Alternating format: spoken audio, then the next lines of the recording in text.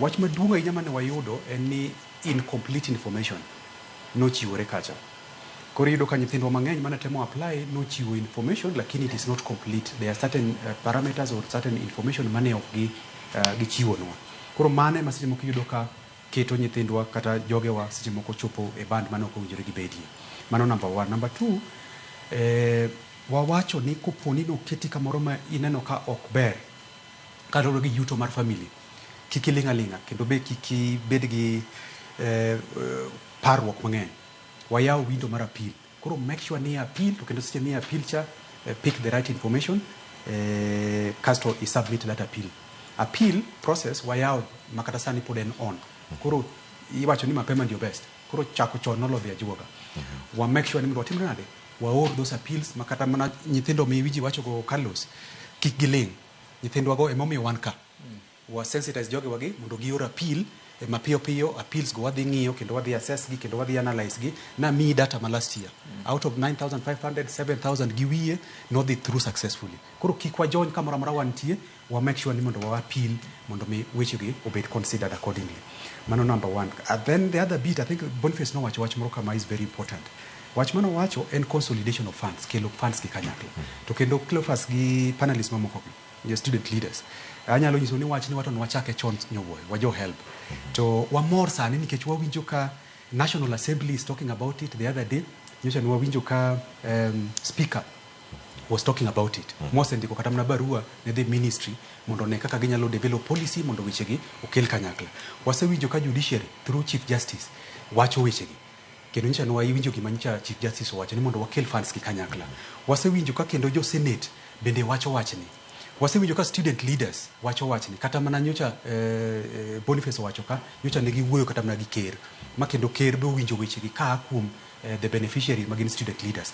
Koro ka conversation ne dhi mbele kako dhi mbele wa mor malich nikech weche pesa gi tek wadwa keto gi kanyakla to ketgi under one body mondo mione kaka manage pesa gi in a very fair way to weche mang'eny ma wan godo gi ok dhi bedo nikech ibiro yudo kata koponi nitie component mar loan.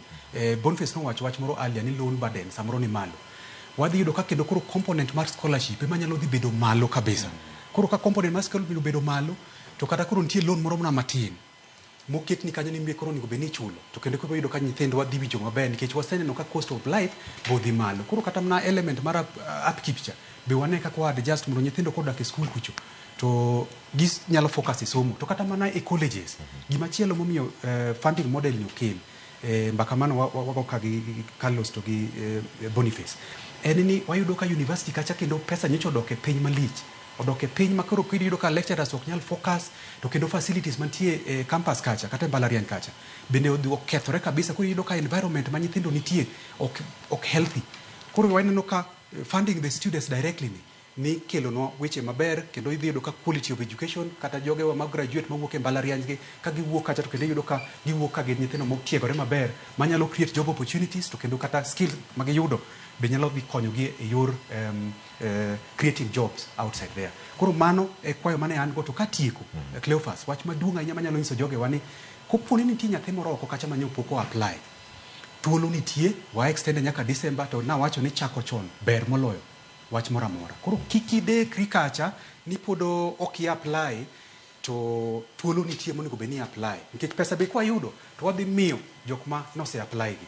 Koro kikideki aya koponi oketi e band moro to winjo ka band cha ne ok ber ni ahinya kata band no koluwore gi income level mar jogiu, make sure ni appeal is still open. Koro wa appeal uru mondo wane kaka inyalo yudnwa konyruok. Koro mane kwayo maduong' mane wan godo ma wanyalo encourage godo jogwa mondo kik ging'e wane kaka wanyalo konyogi. Erokamano ahinya. Penjo thoth ahinya mantiere kar ka mondo eras go kik timre kendo en ang'o ma sirkal chano ahinya ponono kata jogo maketo ji era ma yacho keto ng'ato kama ok onego bed nitiere wacho nitiere ok en 100% efficient. Yes. Mondo mi oduok gi piny en ang'o ma utemo keto kar ka. Wach maduong' ahinya mwatemo timo en ni watemo timo integrations gi.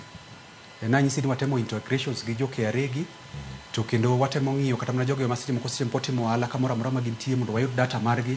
Watemo coordinate gi jo Kenya National Bureau of Statistics mondo gimiwa data the right data ma wanyalo yudo kanyo ero manyalo miyo wa information maber kaluwore gi yuto mar family. To more importantly watemo manyo information gi jo registration bureau gi mondo wane ni to wa make sure ni wayudo the right family structure kaka chandruok kata kaka family structure mar ng'ato ka ng'ato chalo kucho mondo wayud koro it is a continuous process aya system mano wawacho cha be watemo improve system mondo mi kik nyithindwa chandre seche magi apply erokamano ahinya Collins Wenje Kirkali Carlos Abich wach mari mogik en mane koti erokamano ne jokanyanam jonyuol kod nyithindwa watimuru korwa to sirikal bende otim korgi kik wabeduru ignorant nikech gini to koro